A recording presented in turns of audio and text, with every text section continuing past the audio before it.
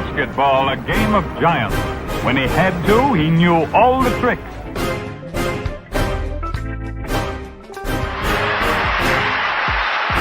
Nobody can pass that ball through the heart of the line. 6. You're trying to put on a show here. Here we go.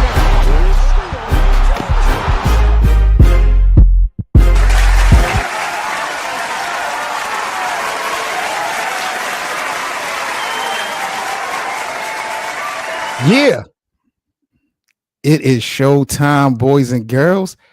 Welcome back to Lakers Land, and you know who I got in the goddamn building.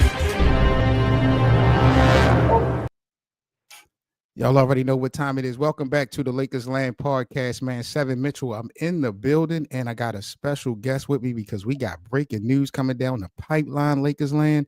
We got Dan, a Lakers fan, rejoining the platform. Dan, welcome back, bro. Thank you for having me, bro. Very excited to be here today. Happy holidays to you, first of all. Jesus Christ. No, you too, brother. Hey, it's been hectic, man, with all the holidays, but we almost through, bro. We almost through to the next year. The Lakers are in 5th place right now in the Western Conference, if I'm not mistaken. We lead in the division. Rob Pelinka is doing his job for once. I mean, hey, man, listen. If you're an Angelino right now, bro, the Rams 5-game winning streak. The Dodgers just re-signed Teoscar Hernandez. The Lakers are they're starting to win, and we making trades. Fam, let's go. Salute to everybody in the chat. What up, Die Hard? What's up, y'all? No doubt, man. Happy Sunday. Shout out to everyone in the live chat. Die Hard Lakers fan only. You already know how we coming today, man. Shout out to you. Big up to the Mixtape King. Happy Sunday to Seb as well. Shout out to everybody, man. Make sure y'all smash that like button. Let's get this stream out to the NBA community and Lakers Land as we get ready to rock and roll. I am Seven Mitchell. And again, I got my brother Dan, the Lakers fan, joining me. So I guess we got to really start, Dan, with the breaking news. This kind of happened maybe a couple hours ago. We kind of had things already set up for today, but the Lakers made a move. And I definitely want to get your reaction to it. So D-Lo, my man D'Angelo Russell, is gone. The Lakers made a trade acquiring Dorian Finney-Smith from the Brooklyn Nets.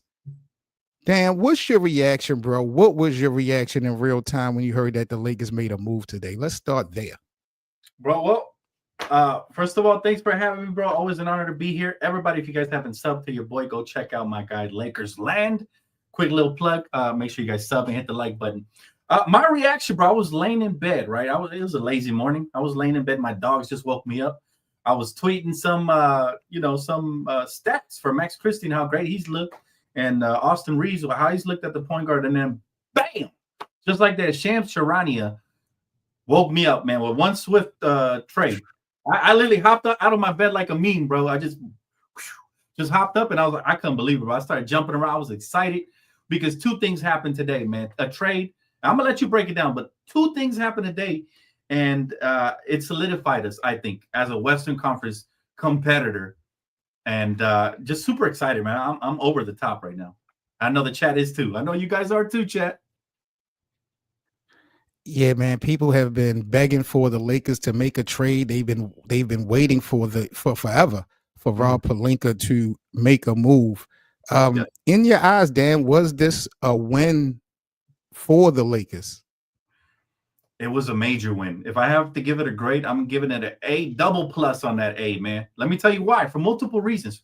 Reason number one, we got rid of D'Angelo Russell. I know there's some fans of D-Lo, and rightfully so. He's a good guy. He's not a bad guy. And he's got a skill set. I mean, he's definitely a solid three-point shooter. I know you're a fan, right? My guy, so I can't wait to hear your take on it, Seven Mitchell. Mm-hmm. But you know it. The thing I didn't like about D'Angelo Russell starting this season was his body language. I mentioned he would get traded. It was my prediction. Shout out to Die Hard for posting my prediction over there on Hot Takes. But I knew he wouldn't get past the trade deadline because his body language was just off. And if the Lakers were going to be serious about competing for a title, we can't have any of that here on this roster. And it's nothing personal with D'Lo, but the body language, you can't come in here. Even last game, you hear Stu Land say, He just turned over the ball carelessly with that little crossover he had, Yeah. First possession. And that's the problem I had with D'Lo, was just his body language. And I feel like that rubbed off on the team sometimes. And so remember the Golden State Warrior game we just played on Christmas Day? D'Lo was not a part of that.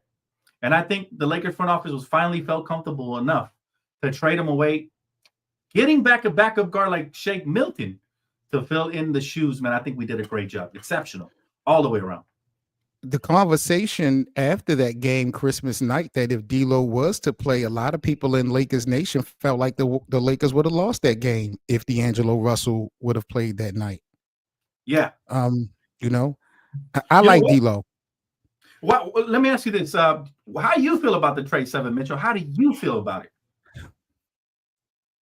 Oh, I don't like it, y'all. I don't like it. I'm sorry. No. This was the wrong trade, Dan. I'm telling you. No. Listen, why?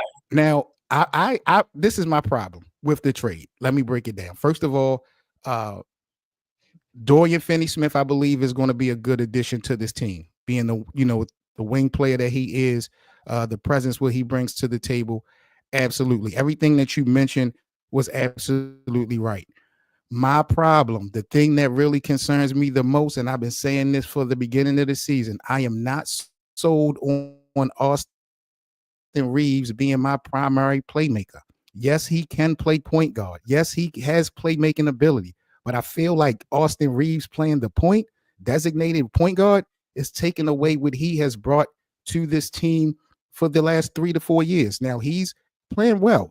I'm just not sold, man. I got to see it to believe it. And when I found out that this trade happened, I would have felt much better if it was Rui instead of D'Lo. I know everybody been out on D'Lo. I know D'Lo has probably had maybe one of his worst statistical years in his career, but I'm still not sold that we have a primary ball handler, and we still have this need for a big. So we're still not done, but okay. But I just feel like it was the wrong move. I don't like this trade, Dan. I'm giving it a thumbs down. No way. Oh my goodness. You're the first one, man. You're the first one I've encountered today that doesn't like this trade. But usually it makes sense, because usually people that like D'Lo and still had hopes for him won't like this trade, right? Usually. But D'Lo, I think if you're a D'Lo fan, you have to like this trade. For one, you're sending him somewhere where he's going to have a bigger role. He's going to be able to hopefully carve out a career for himself in the long term with the Nets. And, because I hope he gets an extension. And at the same time, he just wasn't the player for us, man. We gave him 2 go-arounds in the playoffs, and he kept having those games that just were unacceptable, man. Those games. But see, this is where I always go at, Dan, when we talk about D'Lo in the playoffs with the Lakers. We've only had the matchups versus the Denver Nuggets. That's what we're going off of. And I'm just like, man, is D'Lo really a guy who doesn't show up in April and in May, or is it just the Denver Nuggets matchup that, we've seen him come up short? I'm not sure what type of postseason player D'Angelo Russell is, and I was willing to give him another opportunity, because I felt like last season, if it wasn't for the player D'Lo, the Lakers might not even have been in the playoffs last year. People just quick to forget that. No, you know what? I think D'Lo should have been traded last season, to be honest with you. I think the reason it didn't happen was because of his play, and he was sensational from December all the way to March, right? And we needed him the most, he took off his Superman cape and he regressed, in my opinion. And I think even though we only faced off versus Denver, we got eliminated twice. I wasn't even impressed with him he had a couple of good games in the Memphis Grizzlies series, right? Most notably the one where he helped close the series here at home a couple years ago. And he also had a very decent, very mid series versus the Warriors. One thing I can look at, looking back on those playoff series, is that Rui actually, to me, impressed me more in the postseason during that first stretch when we first acquired him from the Wizards than D'Lo did. I agree. So, because to me, Rui hasn't really lived up to that hype since we acquired him yet. Now, why I love this trade for us, for multiple reasons, man. This league has been a wings league for years, and for years we've been searching for a 3-and-D guy. We got him finally, man. Because look, we had Rui, who's all offense, part-time defender, but mostly offense, and now we had what's his name, Vando, who's full-time defense. He's not very offensive. Now we get to meet in the middle. We get the piece that can do both for us on the court. And he will be closing games at times. And if I'm not mistaken, Dorian's shooting what 48% from the three. He's 43.5% from beyond the arc, which I believe is a career high for him. So that is amazing, man. It's an amazing get. But I will say this: I respect your opinion on the D'Lo thing. I just don't think he was a good fit here for us. Here. And I'm not mad at that. Yeah, I'm not mad at that. There's players that are made for the limelight. Guys like Malik Monk who have came through here and have tremendous seasons. And then there's players that I just think are better suited for a team like Brooklyn, who doesn't have too much pressure and they could just play at their own pace, at their own level, and do what they do best. So very happy, man. Very happy with this trade.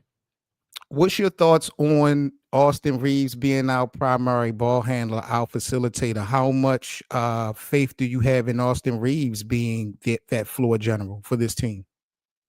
Well, look, my guys here in the chat that have been with me on the channel will vouch for me. I have been calling for this guy to be a point guard since last season. And matter of fact, yeah, I called for Max Christie, Austin Reeves backcourt last year when we had Darvin Ham, because I didn't like the D'Lo Austin Reeves backcourt. I just didn't since last season. I just felt like defensively they were getting cooked. Now we have a balance of defense and offense. You see, Austin Reeves, one thing he needed to improve on this season was his ball handling. He's did that.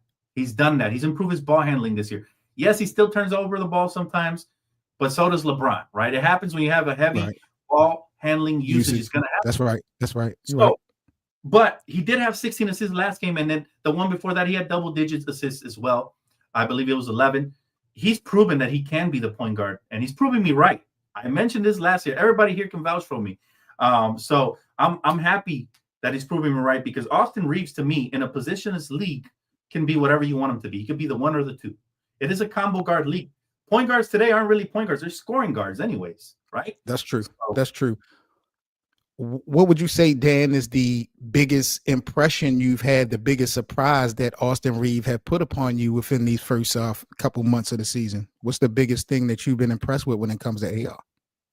Got to be his ball handling, man. He has leveled up there. It was the biggest expectation I had from this offseason. I said, AR is a great player, but if he wants to get that to that next level, he wants to be that playmaker, that point guard I want him to be, needs to improve his ball handling. Guys, we see him doing Jamal Crawford crossovers out here, man, in transition, behind the back crossover dribble. Of course, he's not Jamal, but I'm just saying this kid has swagger, and he got the headband to go with it, man. He's out here looking like white chocolate. I call him chocolate drop. You know what I'm saying? Jason Williams, Mike Bibby had a baby. You got Austin Reeves. That's chocolate drop, man. But I'll tell you, I love everything he's done this year to improve. He's attacking the rim more. If you paying attention recently, when he started the season, he was settling for threes. I didn't like that. He's been attacking the rim a lot more and finishing through the contact. That's another thing that has impressed me. But his ball handling is going to lead to better playmaking and better scoring. I love it. Dope. So just to lay it out for everybody, this full trade for Dorian Finney-Smith included the Brooklyn Nets receiving D'Angelo Russell along with Maxwell Lewis, as well as 3 second-round picks for Dorian Finney-Smith and Shake Milton. When you look at the complete package with the 3 second rounds included, I know Brooklyn was initially trying to get a first round. Do you feel like the Lakers gave up too much capital for this move? I don't feel like we gave up enough, if I'm being honest with you. I feel like Rob Pelinka could have threw in an extra piece. We could have threw in Jalen Hood-Schifino or something to make him happy, because we literally made off like bandits. We get Dorian Finney-Smith, who I do believe is worth a protected first-round pick. Not unprotected. Protected first-round pick. We get him for 3 second-round picks. The Lakers can buy those, man. We've done it in the past, right? We bought the Max Christie second-round draft pick because we like Max Christie out of Michigan. And on top of that, we've made a killing off of undrafted talent, so I have no problem with us trading second-round picks. First-round picks have a lot of value. I always tell my fellow Laker fans, my family, I tell them, hey, first-round picks, we can't just throw them away, because a lot of people wanted to go ahead and flip our first-round picks for these type of players. But I keep saying it. We got to put some sort of protection on them. They're very valued, and I think this trade shows you how valued first-round picks are. The fact that we didn't have to give up one, and we got 2 good role players, not one, guys. Make no mistake, I really like Shake Milton since he was his Detroit Piston days, man. Even playing in Philly last year, the guy can handle the rock. He can play, make a little bit. He can score, and he's also shooting at a high clip. I think he shoots 38% from beyond the arc. So we got 2 really good role players on this team that are going to come in, and I think they're going to make an impact day one. There was a deal to be made with these two teams that involved Sharp instead of Shake Milton. I have to go back and look at that actual deal, what was included in that one.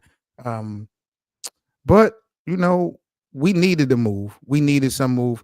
We're going to talk about a little bit later here on the podcast how this addition to Dorian Finney-Smith affects the other players for the Los Angeles Lakers. We're going to lock into that here on the Lakers Land Show. Seven Mitchell, Dan, the Lakers fan. We're in the damn building on this Sunday afternoon, man. Shout out to everyone in the live chat. Big up to Lakers Land, period, man. Make sure y'all smash that like button. If you guys are new to the platform, do us a huge favor and subscribe to the channel. Make sure you guys show love to my brother Dan, a Lakers fan, as well on all social media platforms as we ready to jumpstart things into our new year.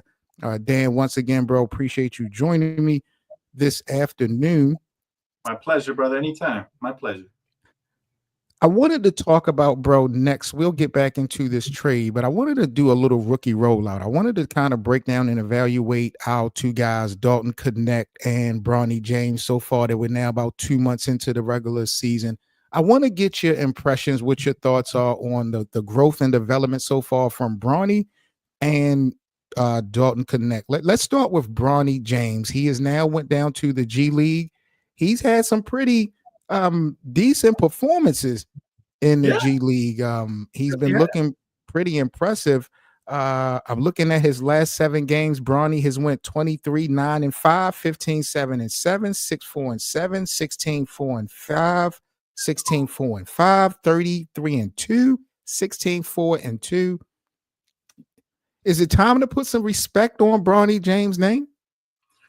I'll tell you what, I never put any disrespect on Bronny James' name. I thought people overreacted about a late second round pick, which I was completely fine with him being drafted there. Now, if he would have been the first round pick, then all the outrage and all the Nepo baby crap and all that, then it would have had some merit to it. But I'm glad the Lakers didn't put that type of pressure on Bronny.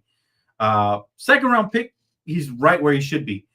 You might argue he's ahead of the development curve because Jalen Hudson-Fino looks like he should be more in the G League than Bronny right now. However, we don't want to get ahead of ourselves because Bronny hasn't proven anything yet till he starts putting up these type of numbers or anything even half of that in the league, in the actual league, right? But it's a good start. I'm rooting for the kid. I think he's got potential. I always said Iman Shumpert is my ceiling for him. If he can become that type of 3-and-D type of defensive player who can slash, I'd be very happy with it. Maybe a poor man's version, but hey, I think he's proven to a lot of haters out there that he has professional level talent, right? At the very least. So I'm glad he's getting more comfortable. And also people lost track of the fact that he had surgery, guys. He came from major open heart surgery, I believe it was, right? If I'm not mistaken. Yep. And that takes time to get over. I mean, you got to get over your fears. Your heart collapse at any time. That's a fear in itself. People, he's talked about it before. He's went through a lot of psyche stuff. And so, got to give him credit because he could easily live up to the or live down to the negative expectations and just say, you know what, I'm a millionaire. I don't have to play ball. I don't have to pursue, you know what I'm saying? And just mail it in. But look, he's pursuing his dream. To me, that's an inspiration in spite of coming from a billionaire household. No, you're absolutely right. And they talked about, Bronny James. He was honest and transparent earlier this week. He talked about his mental health and how he's still struggling to deal with, recovering and recuperating from the cardiac arrest, but how grateful he is to just be playing in the league. Let me ask you this though, Dan, because last week versus Detroit, before the game, the Lakers had called up Bronny James for whatever reason, I'm not sure. Ultimately, just this season, do you foresee it being beneficial for Bronny to come back up and play in the regular rotation for X amount of minutes? Or do you think that it's more beneficial for Bronny to stay in the G League for the duration of that stretch? How does that work out in your opinion? Well, I'm a proponent of, and great question, by the way, I'm a proponent of equal opportunity. So what I mean by this is Quincy Oliveri, he was balling out in the G League. We only gave him one shot. We only gave him one shot to shine. I think he deserves more shots to shine.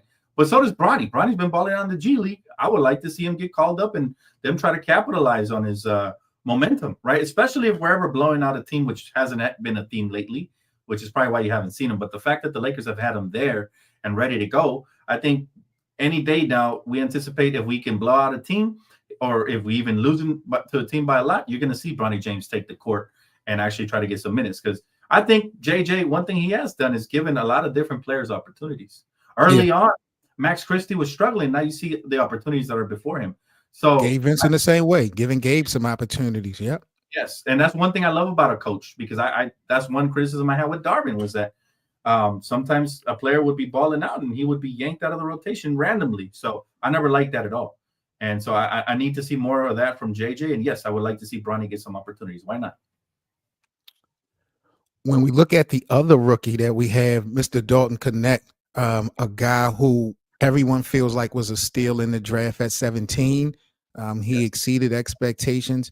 The biggest problem I'm having with Dalton Connect so far, brother, and I know you just gave JJ Redick credit, but I've had a problem with JJ Redick with the amount of minutes he's given Dalton Connect throughout the duration of this season, because it feels like in October, Dalton Connect had a green light from JJ Redick. And once we got to the end of November, beginning of December, I just keep seeing Dalton Connect averaging and playing these mid-level minutes to me. And I feel like, man, Dalton need to be averaging at least 20 to 25 minutes. I know he just played 33, I believe, last night, but I had a problem with the way JJ Redick was using Dalton Connect. But overall, what's your impression so far on DK and the impact that he's had? I love Dalton Connect, man. He has impressed me tremendously. I think he might be, him and Jared McCain might be the top two players in this draft when it's all said and done. I think those two guys have been head and shoulders above the rest of the competition. That's saying a lot, because we got this guy at what, 17 again, 18? Yeah. So yeah, I love Dalton. As far as what you said about JJ, I agree. I think the biggest mistake JJ has done this season was not maximize Dalton when he was on fire. I think you gotta feed fuel to the fire when it's going off like that, especially when it's a rookie. And I think he stunted his growth just a little bit by relegating him back to the bench and playing him less than 25 minutes per night, especially when we've been injured. And I'm definitely not a fan of JJ Redick's 9-man rotation. However, I believe there's a reason for this. I believe JJ does this, and I think he's proven it to me early this season. JJ Redick is a criminal, man, but I mean that in the best way. He's a mastermind when it comes to coaching. He wants to keep all of his players hungry. He tried it with D'Lo, but D'Lo ended up, I think, didn't really buy into the role. I think hence the bad body language and the trade eventually. I think he wanted to be the starter, but I think he was going to get his starting spot back. Problem is, Reeves shined, D'Lo didn't. And therefore we have the outcome. Now, I think what he's going to do eventually, I think Dalton Connect is going to be a starting caliber player. I don't know if he's going to take Rudy's spot or Max Christie's spot, but I think eventually he will be in the starting lineup. I don't know if that's this season or next year, but I think he's trying to keep everybody hungry. And remember, Max Christie early in the season was being benched and put away, wasn't even playing some games. And it didn't make sense to us because we were like, wait a minute. They were raving about him during the offseason. But I think it was during that stretch when he had that funk. And it's almost to make these guys work harder, get back in the gym, and do everything they can to maximize their playing time. And I think eventually we will see 25 minutes plus for Dalton Connect at some point. I see it. Yeah, man. I've been impressed for the most part with Dalton Connect, man. His conviction, his guts. He's been showing it from day one. And like I said, I know he's a liability on defense, but I feel like everything, when you playing the game of basketball, everything can't be improved by just watching film. You have to really get out there in real time and experience things firsthand.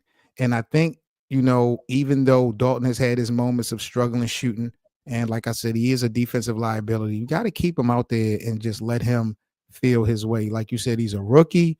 He's exceeded so much expectation.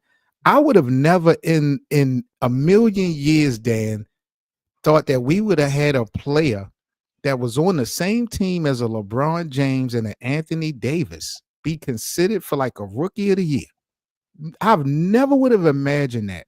So it just goes to show the potential and the upside that Dalton has. But, I just question what JJ Redick has ultimately been doing But like you alluded to, bro, our roster is not full.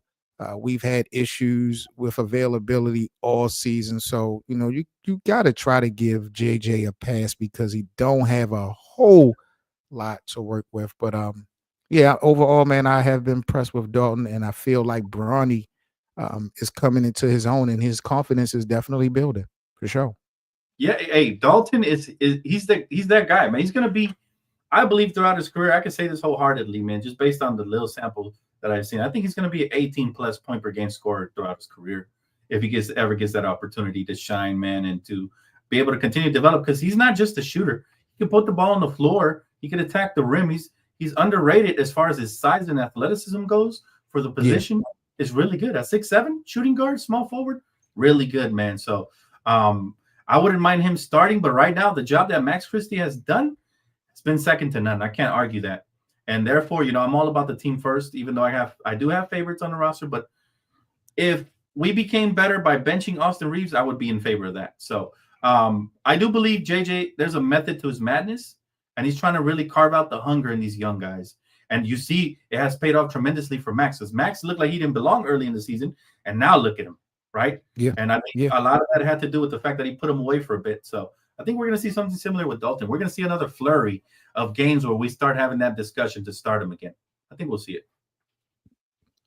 No doubt, no doubt. This is the Lakers Land Show. Seven Mitchell and Dan, the Lakers fan. We are in the building, y'all. Happy Sunday. We rocking and rolling, man, talking about our Los Angeles Lakers. So, Dan, I got a trick question for you.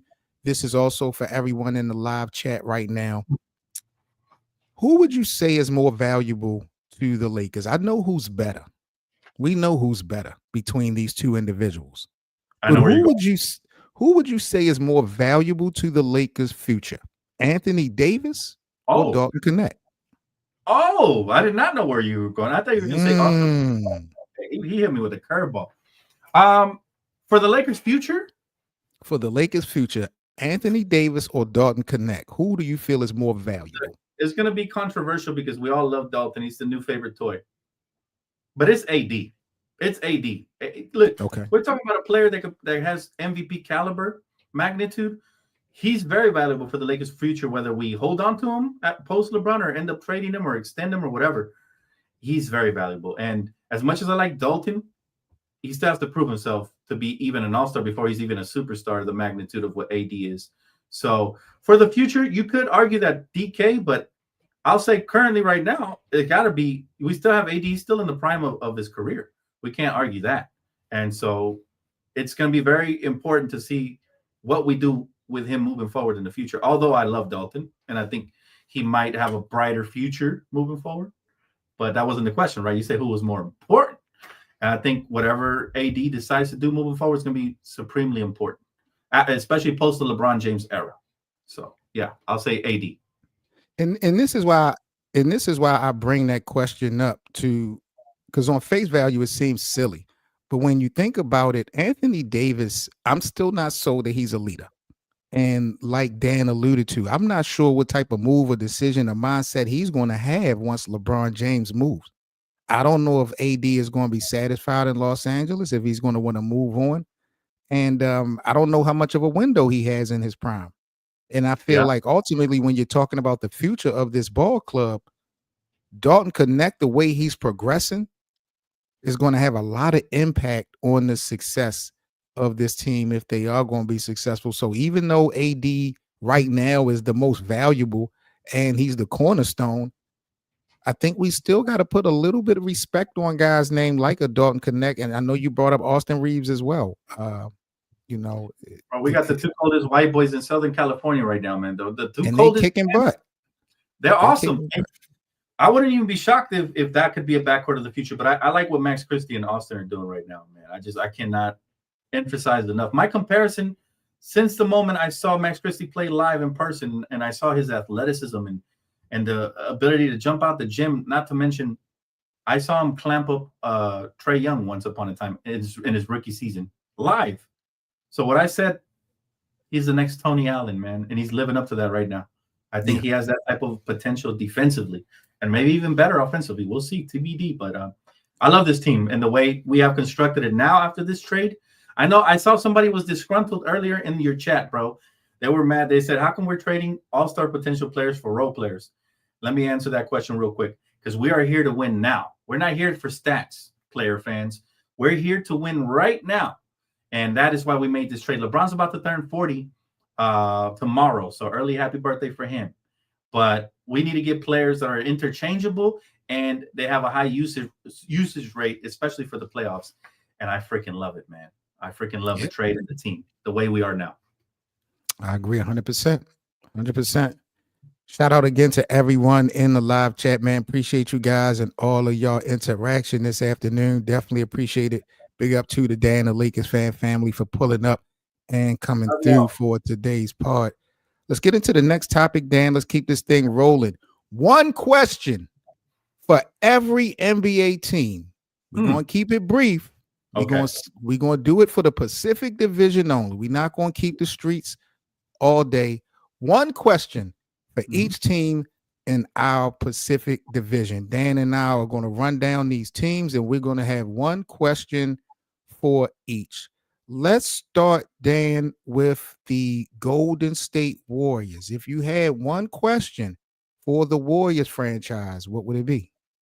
How much time does Curry have left playing prime basketball? Ooh. And the reason why is because the way I've been seeing him starting to slow down a little bit, man. And yes, his game has been predicated on offense, or should I say on athleticism, but starting to slow down a little bit. If people pay close attention, you'll see it. I like that, Dan. If I had a question to ask Golden State, honestly, it would simply be, why have you allowed Draymond to just destroy this organization for so long the way you have? I just feel like Draymond has been such a cancer, bro. When you look at the things that have come and gone from Golden State since 2017, and with Draymond's name on it, Jordan Poole, Kevin Durant. Ooh, that's a good point. You know, I mean, I know Draymond's a dog. I know he's one of the cornerstones for that dynasty that Golden State built. But, bro, to me, he's just been way more of a liability than an asset. And I just want to know from the Golden State organization, what's taking them so long to get rid of Draymond? That would be my question. Ooh. What about the Clippers, the team in the basement? Oh. If you had one question for this organization, what would it be? When are they going to realize they have to move out of town, bro? Nobody loves them here. Out the city. That's the only question I got from, bro. That's it. When are they going to realize this? Yeah, nobody's ever going to love you. You're the stepchild nobody loves, man. Sorry. My apologies. It hurts, but it's the truth. What about you, brother? Will Kawhi Leonard ever be eligible for an NBA award? Not win one. Will he ever even be eligible? Like, dude just is the poster child of load management. And now that you have to play, 60 games is the requirement to be eligible to be all NBA or to win any type of award. I'm wondering from the Clippers, will Kawhi Leonard, their superstar, their best player on their team, ever be put in position to be successful individually ever again? Because I just don't see it, bro. Not at all. I agree. That's a good question. But yeah, I agree. I don't see it. I don't see it, man. The Sacramento Kings, the next team in the Pacific Division, the Lakers. Hey, you know, it's crazy because, Dan, you know, we talked about in the offseason the struggles that Anthony Davis had, you know, versus Domantas Sabonis. I think going into this season, what was AD like 0-11 versus Sabonis? Yeah, something like he was. that. And now look, good coaching. Look at what good coaching can do for you. We solved the Sacramento Kings. And let's think about this. If we still had Darvin Ham, and let's just say we had went 0-4 again, would Mike Brown have been fired? That's the question. Would Mike Brown have been fired if we were 0-4 again this season? That could have impacted it, man. Those Kings hate us. So yeah, we swept them, man. And that's what happens. Shout out to Eric Dane. He said, is my name really Seven, or did I forget to put a T in it? Like it's supposed to be Steven. Yo, I love it. I love it. Shout out to Eric. You crazy, G. Man. Oh, man. Yeah, man. That was wild. Sacramento, bro.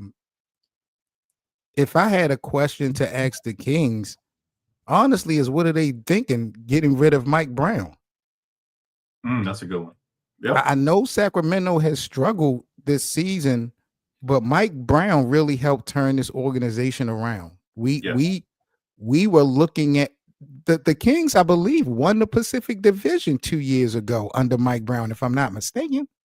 Yeah, it's not warranted, bro. The firing wasn't warranted, and I don't think there was enough outrage like it is whenever the Lakers fire a coach, because they didn't even have the face-to-face conversation with him.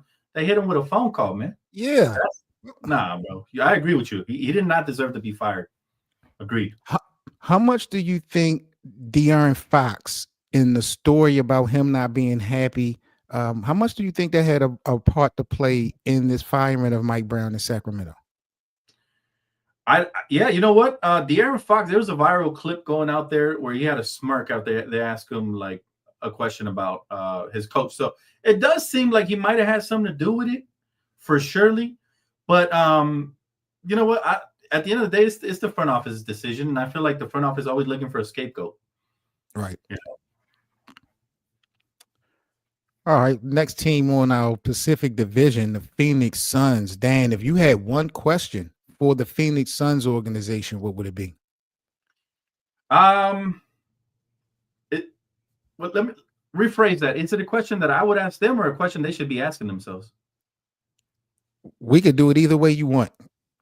All right. Question they should be asking themselves is, who, and excuse my French here, but who in the fuck thought that Devin Booker was the next Kobe Bryant? Talk about it. Talk about it. He's far from it. Do you see the Hall of Fame level talent he's got on his team and still not able to elevate them? They got swept last season. I don't want to hear no excuses. Devin Booker, to me, and I've always said it, and people thought I was crazy for saying this, he's a lot closer to Michael Redd than he is Kobe Bryant. So I listen, Devin Booker, very good shooter, but don't double team him, fam. That's all I got. Don't double team him. You know what I'm saying? Phoenix is a joke to me. And, you know, I do have a level of respect for some of those guys, Kevin Durant included. But my question to Phoenix is, who the hell is your leader? Who the hell is the real leader of the Phoenix Suns? I know KD is probably the most respected. If you want to identify him as the leader, I guess so. But it looked like they freestyling over there in Phoenix, bro. And I'm loving it. Being a Lakers fan, I'm loving it. Yes. Mm-hmm. We love drinking the tears of Phoenix Suns fans, man. Exactly. Because they're always talking crazy like they did something, man. Listen, all we got to say is, where's your rings at, Phoenix? Don't talk to us, man. Word. Agreed. One question for our Los Angeles Lakers. We're wrapping up the Pacific Division. If you had one question you could ask Jeannie Buss, Rob Pelinka, anyone in the Lakers organization, what would it be? Oh, man.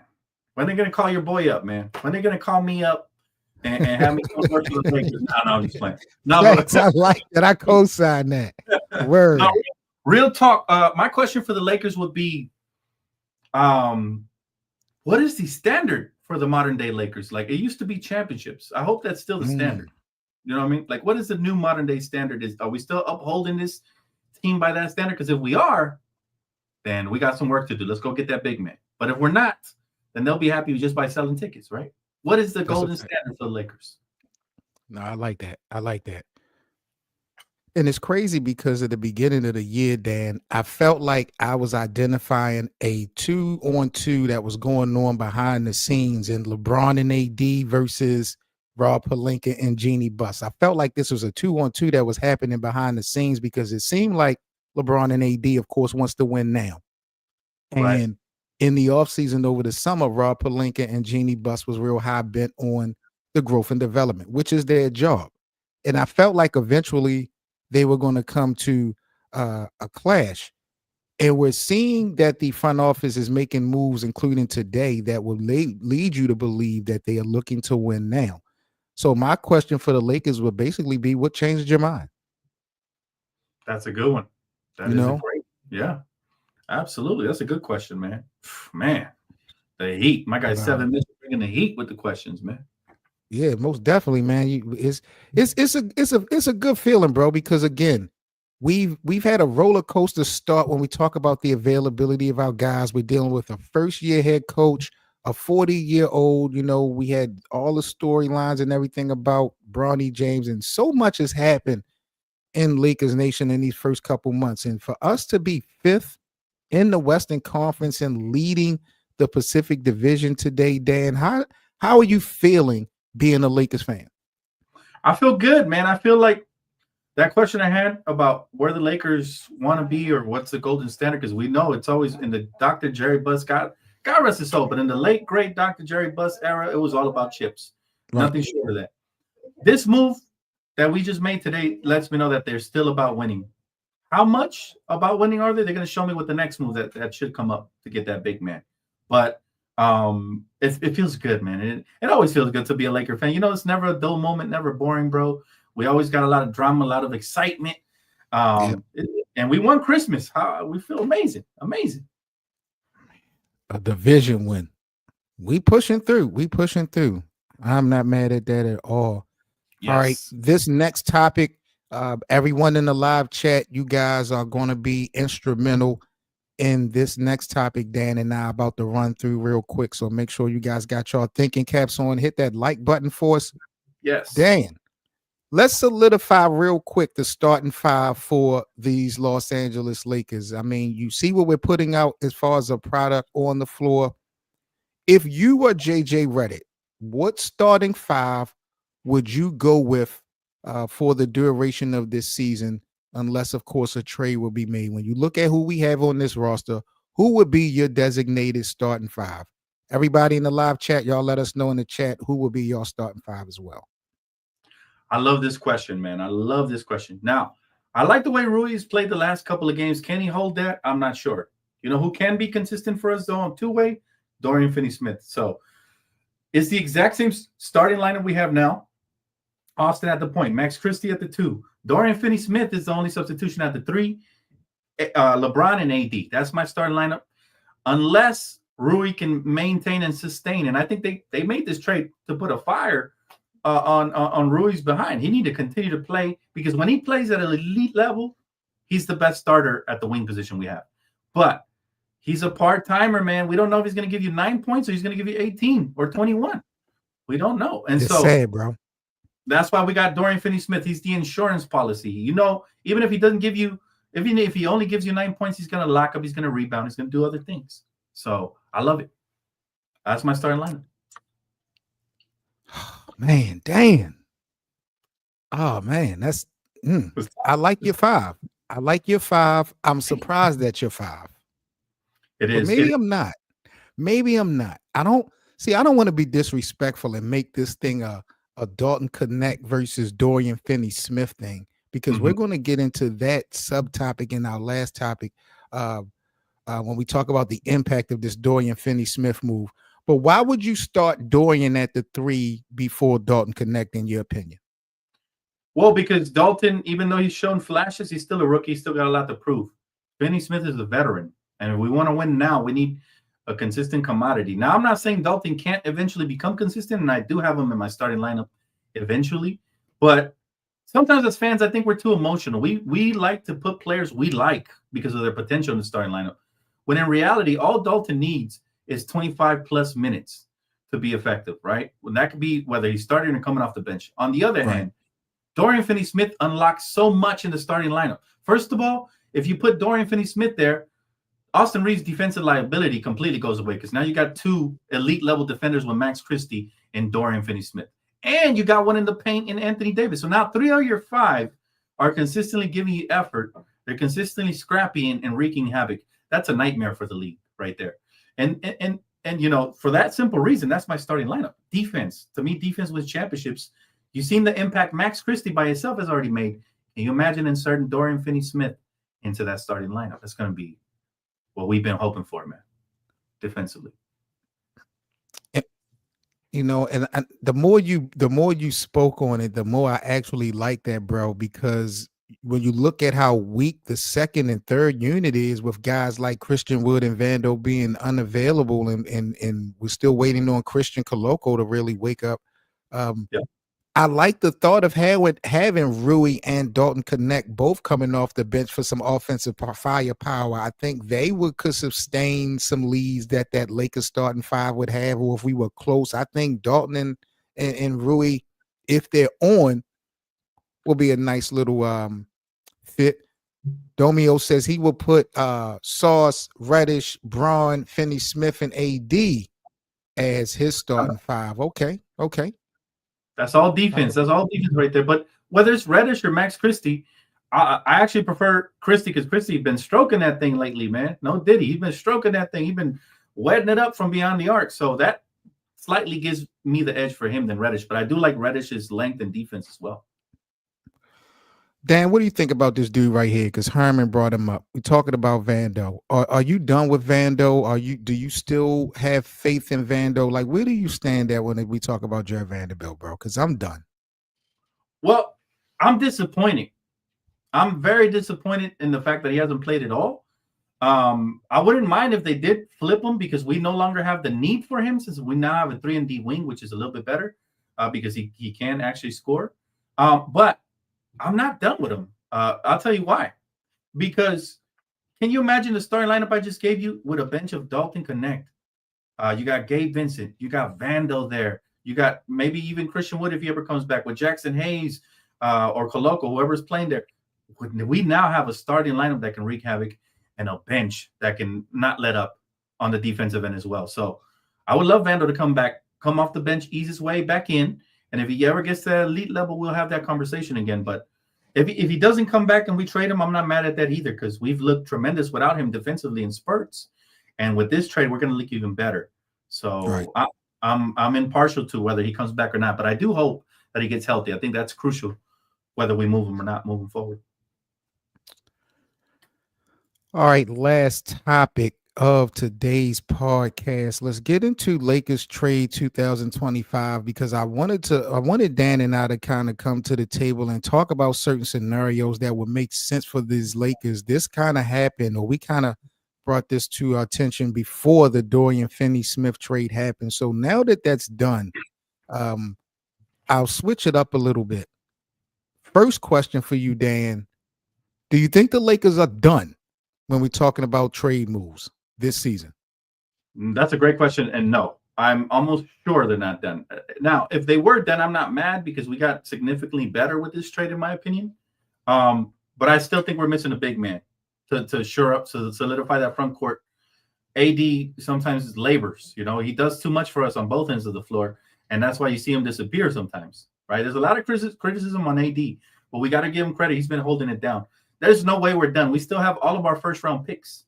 Like I said, if we really want to answer that question I had about us being serious and wanting to compete all the time, you flip a draft pick or two and bring that big man. And that's it. Then we'll be done. Right? Word.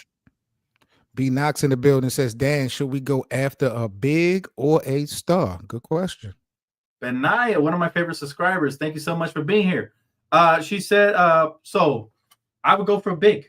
We have plenty of stars. If you look at the modern NBA blueprint for winning a chip, you need at least 2 stars. We got those. So we're there when it comes to stars. Now, if we do get a star, I'm not arguing it, but we desperately been needing a big for years. And one that is reliable and can hold his own versus players the likes of Jokic.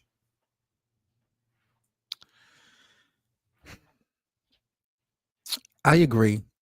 I don't think the Lakers are done. We still know that the Lakers still have needs. I'm watching guys like Gabe Vincent come into his own as of late, and I get partially happy, but it's for different reasons because some people are looking at Gabe Vincent's improvement and feel like it's going to be instrumental for our team. I'm looking at it as audition footage, bro. I'm hoping that he continues to play well for the audition of being traded. I've really been focused in on this trade for him, for Jonas Valanciunas from the Washington Wizards. When you talk about the guys who are left on this Lakers team, since you feel like there's still a trade to be done, what names for the Lakers do you feel like most likely will be out the door in the package? Will it be Rui? Will it be Gabe? Would it be Max? Who do you feel like will be included? That's a great question, man. 7 always making me think. I love it, bro. Look, 7. I'm gonna say this. It doesn't matter who it is, as long as it's not the core players that we got to hold on to. And that is obviously AD, LeBron, Austin Reeves, Dalton Connect, Max Christie, Rui, potentially. He could be a core player. He keeps playing good, but for now, he's on the fringe. Okay. But for me, those are the guys. If I missed anybody, who did I miss? Cam, I want to keep Cam Reddish as well. Everybody else, as long as we attach a first-round pick, we could bring back some real value. So that means even Vando's contract is tradable. The expiring contract of Christian Wood is very tradable. You already mentioned Gabe Vincent. If you attach a first-round pick, it becomes more lucrative to one of these teams that are sellers. The key here is that I've mentioned about a month ago, I knew there was going to be trades this year because people were telling me, no, Rob Blanken never does nothing. Look at the CBA.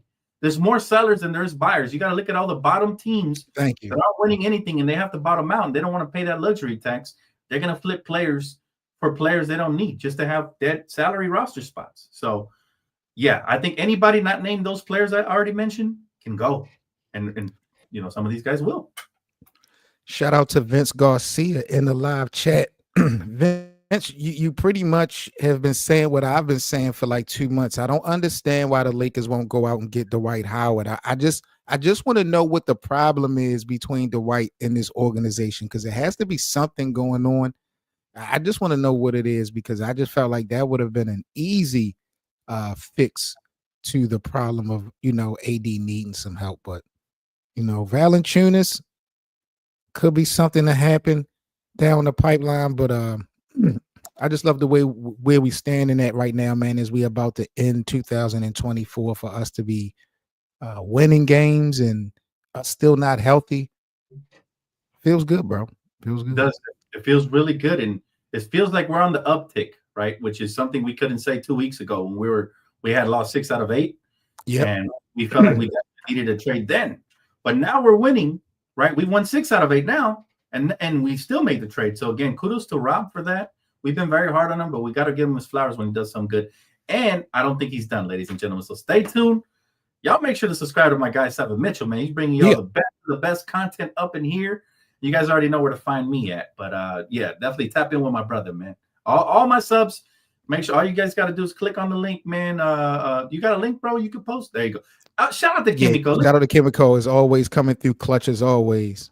Love Kimiko. There you Appreciate go. you, Kim. All right, man, that is a wrap. We are officially about to wrap up today's podcast here on the Lakers Land Show. Again, I appreciate Dan, the Lakers fan, and his supporters for pulling up for this week's pod. Dan, you got any special announcements, anything going down on the schedule this week you want to let the people know about before we get up out of here? Well, I got a brand new podcast with ex-Laker Stanley Johnson. So if you guys want to check that out, it's currently on my platform right now. We dropped episode 1 last week, and we might drop another episode at some point in the New Year's. So just trying to get the schedules aligned with him. He's a very busy guy, but I'm going to hit his line soon and see if we can get episode 2 going. Make sure you guys tap in for that. Stanley Johnson, former Detroit Piston, but most notably, former Laker, man. You guys want to hear the inside of a former NBA player on everything, all things Lakers and NBA? Tap in with your boy, man. This guy right here is about his business. Non-stop motivation, inspiration. Dan got it. Y'all already know. He is the truth. Dan, brother, as always, bro, I appreciate you, and thank you so much, man, for pulling up this afternoon, man. Absolute pleasure. Thank you, man. And subscribe to his channel, guys. Subscribe to my guy's channel. Appreciate everybody that pulled up to the Lakers Land Show, man. This is our first year, officially our first year. So I'm just trying to get some things built into rotation. So I'm definitely out here trying to work for you guys. And we're going to be talking so much more about the shit that's happening with the Lakers here in Lakers Land. So make sure, again, you guys smash that like button for us so we can get this out to the NBA community, and subscribe to the channel. We're also on playback as well for live VIP watch party games along with Dan, the Lakers fan. If you guys want to come on over to the Lakers Land Show on playback and join our room as well, I would definitely appreciate that support. I am signing off. Y'all stay safe. Happy New Year. And Dan, I'll catch you in January, bro. You already know. Yes, sir, brother. Happy New Year, and Happy New Year to everybody in the chat. Love y'all, man. Have a good one. Peace, everybody. For all the latest news and debates on the Los Angeles Lakers, be sure to subscribe here to the Lakers Land platform with Seven, Mitchell, BA, and Hank. Also, don't forget to check out our playback room for our free VIP watch parties to all our Lakers games, and of course the live Lakerland podcast. That's playback.tv/LakersLand.